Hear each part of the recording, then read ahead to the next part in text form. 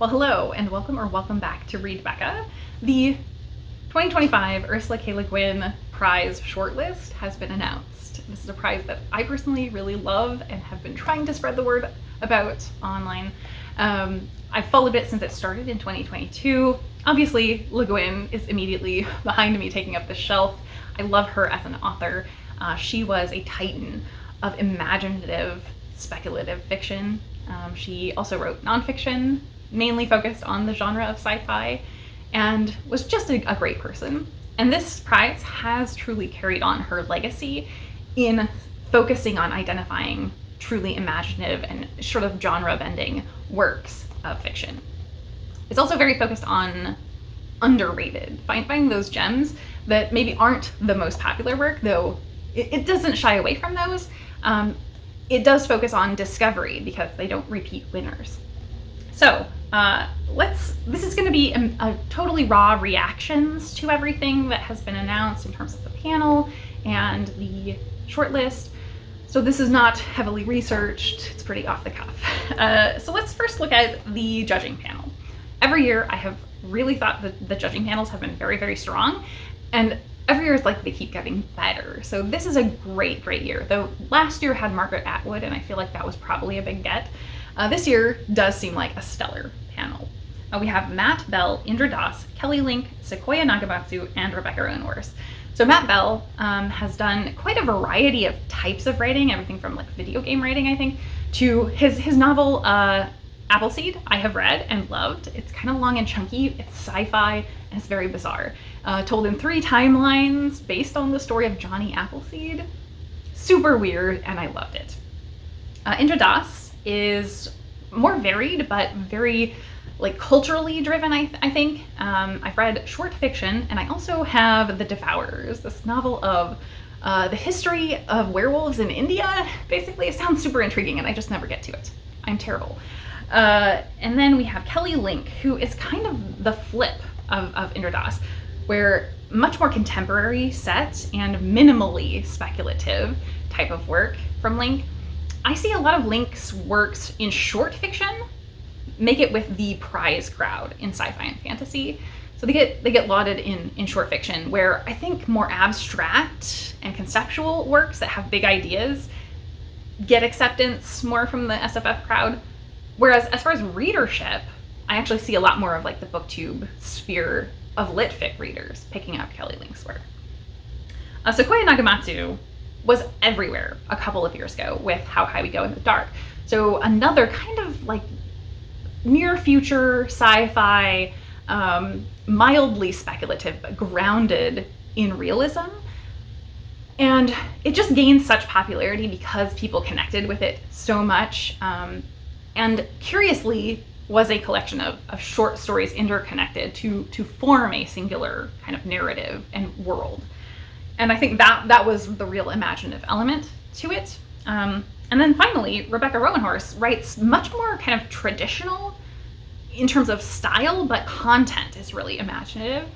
So Roanhorse, I've read a lot of Rebecca Roanhorse's work, and we've got a whole range from some really wild short fiction with some social commentary. We've got the big epic fantasy pre-Columbian inspired setting to urban fantasy, really all over the place. And I kind of always love what Rebecca Roanhorse is doing. So yeah, I'm very excited to see her on the panel. And interestingly, of this panel, Matt Bell and Sequoia Nagamatsu are past shortlistees. Matt Bell was on the first year's shortlist.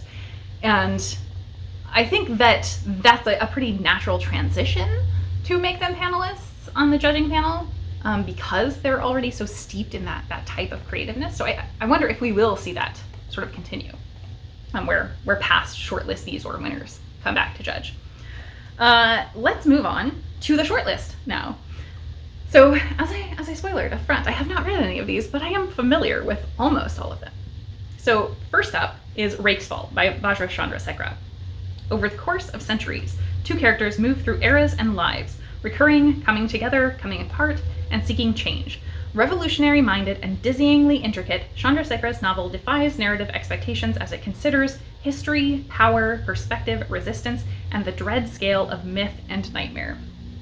So I read Saint of Bright Doors from this author last year. It sounds like this is also going to have a strong mythic element and be sort of dreamy. Also, I would expect really lush, beautiful prose. That is something that shone through in the previous book that I read from this author. But I did have kind of a hard time getting a handle on the story. It was not very plot focused. So I don't know what to expect from this one, though I have seen sort of more people reading this, and I think this does have a more cohesive plot, perhaps. The next one is Archangels of Funk by Andrea Hairston. The next World Music Festival must and will go on in Archangels of Funk, which depicts an art and community-filled vision of how we might live in a semi-apocalyptic future. Warm, hopeful, funky, and wise, Hairston's novel has room for elders, dogs, teens, children, spirits, musicians, performers, writers, coders, and everyone else on stage or off. So I love that meshing together of art and technology idea. A hopeful future is something I can definitely get behind right now. I have read Hairston's Master of Poisons, and very similar to the previous one I mentioned, Chandrasekhar's novel, first novel, Saint of Bright Doors. Really lush prose, very dreamlike, but really hard to get a handle on the plot. And I don't think that works as well in sci-fi, especially this type of sci-fi.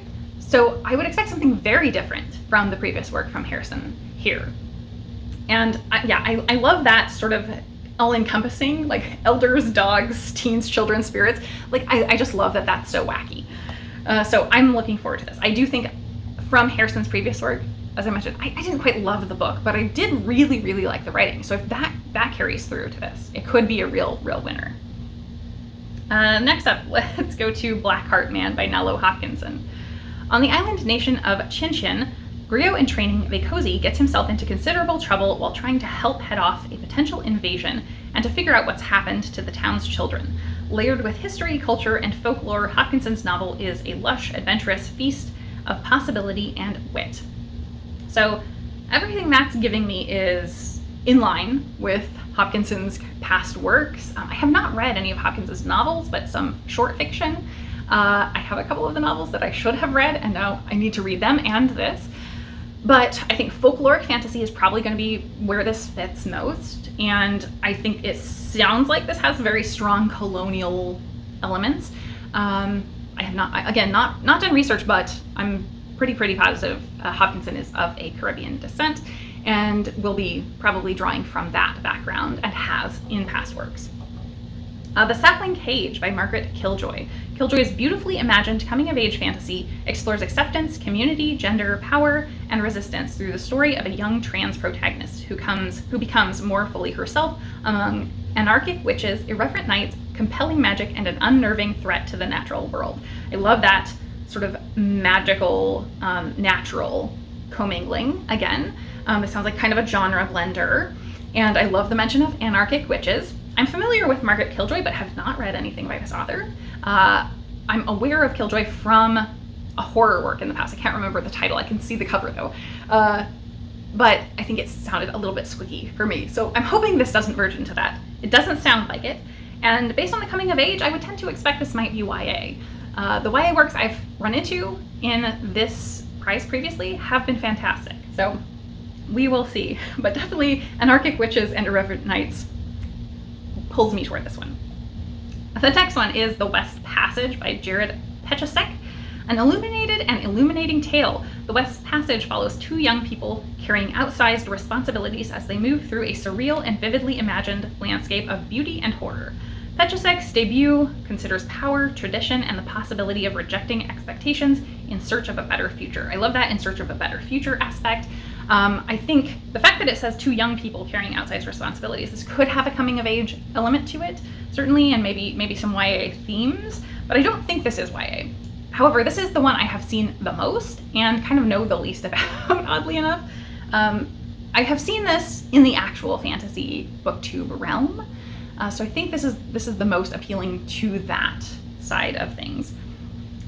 I feel that this one could go in a lot of different directions because it doesn't sound or look like it's traditional fantasy, but yet it feels like it is including a lot of traditional fantasy elements and tropes, potentially.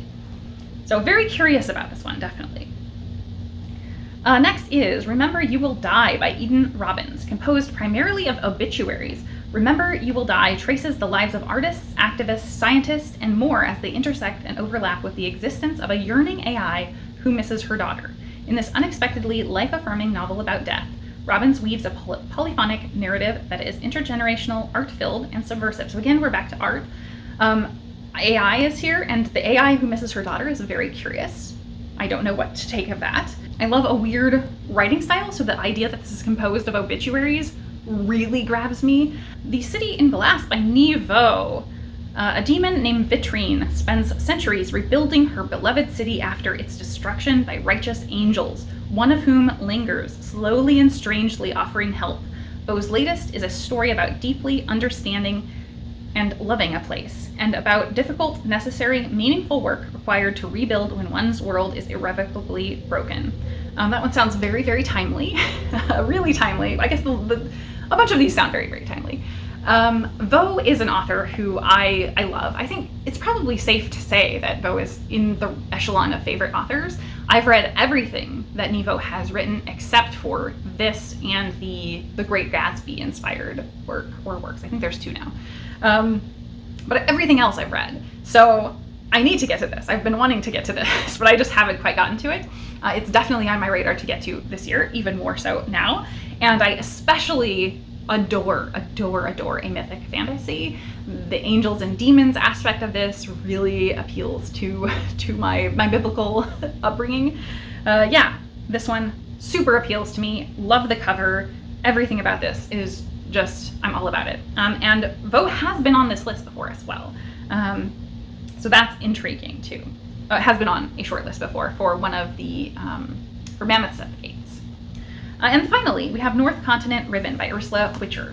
Witcher elegantly weaves a complex picture of the cultural and political history of the planet Nakarat, home to assassins, judges, sex workers, teenagers, and sentient starships. Again, we have a list of really disparate things.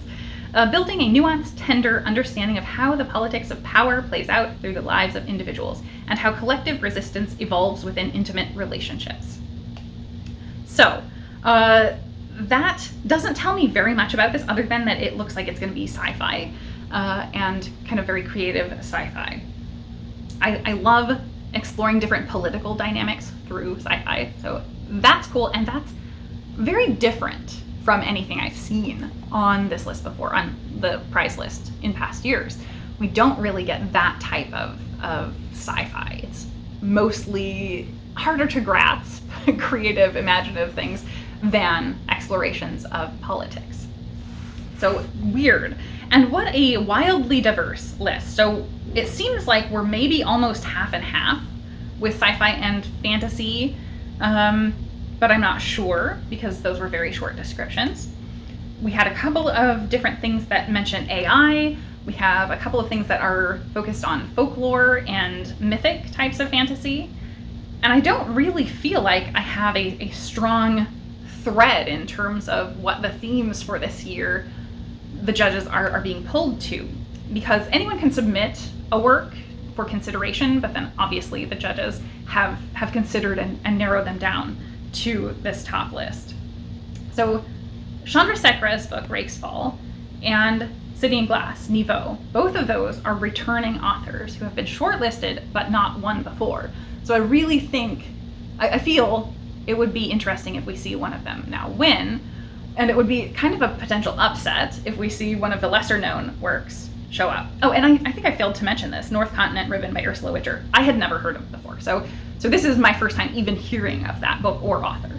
And it is from Neon Hemlock Press, who is doing great sort of small press work. So I'm aware of the publisher, but not aware of the author or this book. Interesting. So yeah, I mean, that is my key word for the list, really, is this is very interesting. I think I am inspired to want to read every single one of these. They all are intriguing to me, and each of them has some element that really calls out to me and makes me certainly interested in reading it. We will see if they deliver. I mean, I think that for both Rake's Fall and Archangels of Funk, if I'm getting that feeling that they're not going to sort of cohere into a narrative, as I've experienced with previous works, I might be faster to DNF them than I was with the prior experiences with those authors. But I do think they delivered so much in writing and in thought that I probably would persist through, even if I'm not feeling like there is a strong narrative there. But I do really hope, I would like to see them deliver on something that's a little bit more plot forward. So anyway, I think that's it pretty much for me. I can't think of any imminent thoughts, but if I do, I will tack them on after this. But for now, I'm so excited for this list. We have until October, the end of October. They will announce the winner selected from this list of 8 books. So some exciting books for us all to explore. I'm gonna go check my library and see which ones I can get. I have multiple books yet to read from the past 2 years' books. I have read all of the first year's. But I need to do some catching up, certainly, because I love the reading experience of this list. So with that, let me know, are you intrigued about this prize? Have you been following it at all? Are you going to read any of these books? Because I certainly am going to be trying to. So with that, I think that's it for me. Thank you so very much for watching.